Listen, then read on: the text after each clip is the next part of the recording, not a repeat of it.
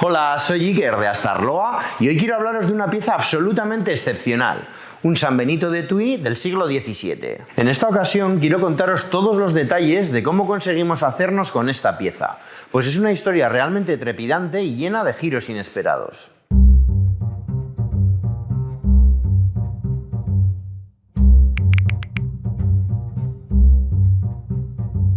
En octubre del año pasado salió a subasta en Alemania esta pieza que tengo aquí. Lo primero que me llamó la atención es que la casa de subastas estaba especializada en armas antiguas, por lo que esta pieza era un poco discordante respecto a la temática general de la subasta. Al principio no tenía muy claro qué era exactamente lo que estaba viendo, pero tras investigar un poco me di cuenta de que era un San Benito. Seguramente hayas escuchado alguna vez el dicho popular de colgar un San Benito a alguien en referencia a señalarle y culparle por algo, pues esta expresión tiene su origen en esta prenda. Antiguamente a los condenados por la Inquisición se les ponía este escapulario para señalarlos públicamente y que todo el mundo supiese el pecado que habían cometido. Su origen se remonta a la época medieval, siendo ya descrito en el Manual de Inquisidores de 1378 por Nicolás Aymeric. Gracias a la abundante información que hay en Internet, no hizo falta más que una rápida búsqueda de este texto en Google para darme cuenta de que estaba ante un San Benito de Tui.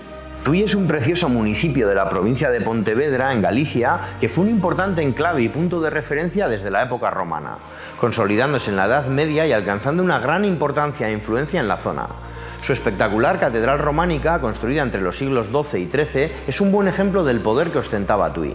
La buena convivencia de los judíos con los cristianos en la villa tudense era lo habitual, pero el decreto de expulsión de los reyes católicos de 1492 obligó a muchas familias judías a exiliarse fuera de España y a muchas otras a convertirse al catolicismo.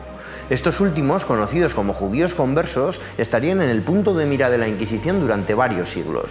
Resulta que en la década de 1980 un historiador tudense descubrió en el archivo catedralicio un polvoriento rollo de tela que contenía los San Benitos del siglo XVII de 13 mujeres y un hombre. Este hallazgo fue importantísimo porque estos San Benitos son los únicos que se conservan en toda Europa, ya que la Inquisición y las propias iglesias, con el paso de los años, fueron deshaciéndose de ellos y destruyéndolos. Hoy en día sabemos que cuando una persona era condenada por la Inquisición, no solo debía llevar esta prenda, sino que se hacía una especie de cartel, también en tela, que se colgaba en la entrada de la catedral para que todo aquel que se acercase pudiese contemplar a los condenados y los pecados que habían cometido cada uno de ellos. Mi sorpresa fue mayúscula al ver que el texto del San Benito que salía en la subasta era exactamente igual que el del cartel que se conservaba en Tui. Tenía ante mí el escapulario original de Antonia Enríquez, condenada por la Inquisición en 1619.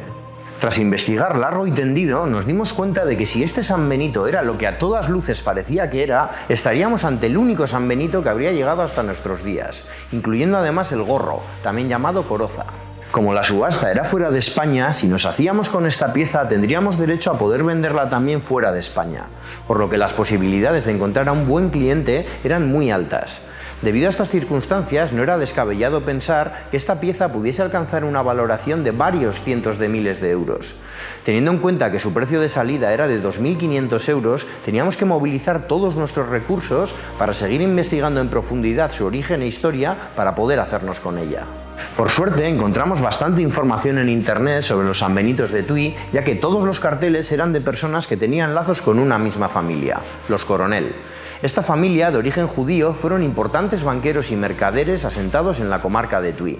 Su incipiente éxito comercial dio lugar a no pocos conflictos y destapó las envidias de muchos vecinos que acabaron denunciándoles ante la Inquisición por herejes y por realizar prácticas judaizantes. Gracias a las investigaciones que se iniciaron a raíz del hallazgo de los San Benitos en los años 80, sabemos que Antonia, nuestra condenada, fue acusada de guardar la fiesta del sábado, pero huyó de España hacia Países Bajos, un país mucho más tolerante con los judíos en aquella época. En su San Benito podemos leer lo siguiente: ausente hereje judaizante, reconciliada, relajada en estatua.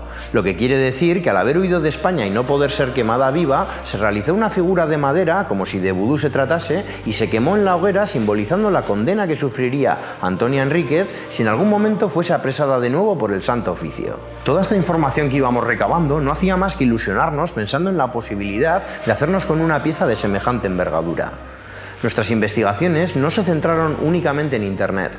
Conseguimos contactar con los dos máximos expertos en materia de sanbenitos de Tui, a quienes les contamos el hallazgo y les pedimos su opinión respecto a la pieza. Ambos coincidieron en que a primera vista se trataba de un sanbenito original, lo que nos fue de gran ayuda a la hora de tomar una decisión de cara a la subasta. El problema estaba en que en la descripción del sanbenito que daba la casa de subastas alemana decía que era un sanbenito al estilo del siglo XVII, que ellos no garantizaban que fuese de esa época, ya que por experiencias anteriores con armas antiguas creían que podría ser una reproducción historicista del siglo XIX. Aunque en su opinión parecía que a todas luces era una pieza original, el caso es que la subasta alemana se cubría las espaldas respecto a la originalidad de la pieza. De ahí también que saliese a un precio tan bajo, teniendo en cuenta la importancia si se tratase de una pieza original. Estábamos a tan solo una semana del inicio de la subasta y la incertidumbre que había sembrado la casa de subastas estaba haciendo mucha mella en nosotros. Pero pensando fríamente y ateniéndonos a los datos que conocíamos, llegamos a la siguiente conclusión. Si este sanbenito fuese una reproducción, tendría que ser posterior a 1980, época en la que se rescataron del secular olvido los sanbenitos de Tui. El corte del texto de cada línea coincidía en ambos sanbenitos, por lo que o bien era una reproducción posterior a 1980 o tenía que ser la pieza original. No había más opciones. ¿Qué sentido tenía que alguien hubiese reproducido un sanbenito tan concreto como este? Si alguien quería hacerse un disfraz, ¿no sería más lógico que hubiese diseñado un sanbenito más genérico y no este en concreto? ¿Quién se molestaría en envejecer artificialmente la tela para darle aspecto de antigua? Realmente no tenía mucho sentido que esta pieza hubiese sido reproducida y que acabase en una subasta en Alemania. Llegados a este punto, ya solo quedaban 3 o 4 días para que comenzase la subasta. En estas situaciones uno llega a obsesionarse dándole vueltas a todas las hipótesis, datos conocidos, etc. Son momentos muy tensos ya que hay mucho en juego. El tiempo se acaba y hay que tomar una decisión. Sumido en esta vorágine obsesiva, me dio por revisar el catálogo entero de esta subasta alemana, que como decía antes estaba especializada en armas antiguas. Iba pasando las páginas y solo veía espadas, arcabuces, escudos y un montón de instrumentos militares de todas las épocas, hasta que en una página algo llamó mi atención. De repente, sin tener ninguna conexión con los demás artículos de la subasta, aparecen estos 3 lotes. Un diploma de Franco, una fotografía firmada por él y una bandera con el estandarte del dictador. ¿Qué pintan estos lotes aquí? ¿Qué sentido tiene que en una subasta así salgan estas cosas? ¿Tendría alguna relación estos lotes con el sanbenito? Bastó con buscar en Google Franco y Tui para que descubriésemos lo siguiente. Resulta que Franco visitó Tui en 1968 tras haberse realizado unas obras de restauración en la catedral, la misma catedral donde aparecieron los sanbenitos. En plena obra, ¿sería posible que hubiese aparecido en alguna estancia nuestro sanbenito y que al no saber de qué se trataba se lo enseñasen y regalasen a Franco con motivo de su visita? Tenía sentido que con todo el movimiento que se genera en una obra apareciese en algún lugar este sanbenito y tampoco sería extraño pensar que se lo podrían haber regalado a Franco. Además, hoy en día sabemos por varios medios de comunicación que algunos objetos de Franco se han subastado en subastas internacionales. ¿Pudiera ser que los 3 lotes de Franco que salían a subasta viniesen del mismo lugar que el sanbenito? Este pequeño hallazgo y nuestras suposiciones hicieron que nos decantásemos para pujar en la subasta. Eran demasiadas coincidencias como para que la historia no fuese cierta. Los 2 días previos a la subasta fueron un infierno. Es difícil explicar la sensación de incertidumbre a la vez que ilusión porque llegue el ansiado día. No soy mucho de rezar, pero acudí a todas las deidades habidas y por haber para suplicarles que me dejasen hacerme con esta pieza. Llegó el día de la subasta. Se acercaba poco a poco nuestro lote. La tensión era tremenda. Nosotros ya habíamos insertado nuestra puja máxima, de modo que hasta alcanzar nuestro precio tope, el sistema pujaría automáticamente por nosotros. La primera puja era nuestra en 2.500 euros. Nos sobrepujaron hasta 3.000. Seguimos ganando, pero otro pujador en Alemania sigue pujando. 3.500, 3.750, 4.000... Aquí ya empezamos a sudar, pero por suerte el otro pujador se retiró en 4.200 euros y nos hicimos con la pieza. Os podéis imaginar los saltos de alegría que dimos al haberlo conseguido encima por un precio bastante más bajo que el tope que nos habíamos marcado. El total a pagar, teniendo en cuenta la comisión de la subasta y el envío, ascendería a 6.000 euros. No podíamos estar más contentos. Si ya fue agónico esperar al comienzo de la subasta, más lo fue esperar a que nos enviaran la pieza desde Alemania. Pero tras esperar un par de semanas, al fin llegó a la librería. Tras examinarlo detenidamente, no había nada a primera vista que nos despertase dudas sobre la originalidad de la pieza. Aunque no somos expertos en tejidos antiguos, nuestra experiencia tratando con cosas antiguas nos decía que era una pieza original. De todas formas, era necesario salir de dudas. No podíamos intentar vender una pieza de varios cientos de miles de euros sin tener la absoluta certeza de qué era exactamente lo que estábamos vendiendo. Así que nos pusimos en contacto con un reputado laboratorio especializado en datación y análisis de tejidos antiguos. No había tiempo que perder. Cogí el coche y al día siguiente me planté en el laboratorio de Madrid con el San Benito para que iniciasen el proceso de análisis. Una vez más, tocaba esperar más de 10 días para conocer los resultados. Al menos me consolaba pensar que la pieza ya era nuestra y que ya solo quedaba esperar. Pero he de confesaros que la paciencia nunca ha sido una de mis virtudes. Pasaban los días y seguíamos esperando los tan ansiados resultados. Le comentamos la operación a un colega de profesión que se quedó estupefacto al conocer la pieza y que nos ofreció más de 100.000 euros por ella si finalmente era original.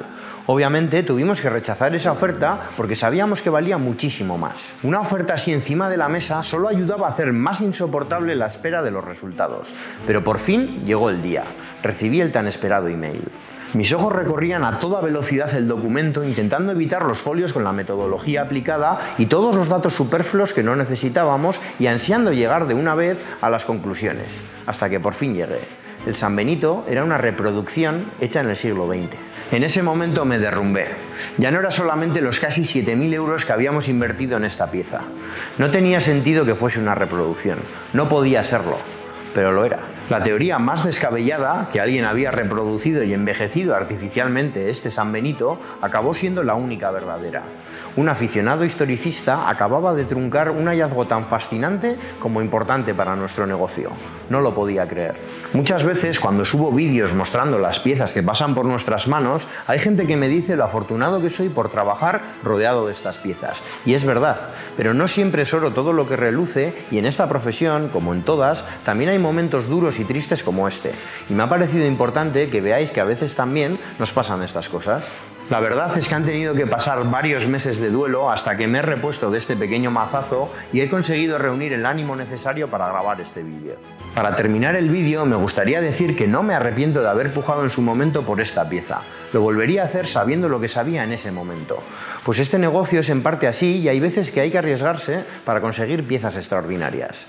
Síguenos para seguir descubriendo cosas interesantes.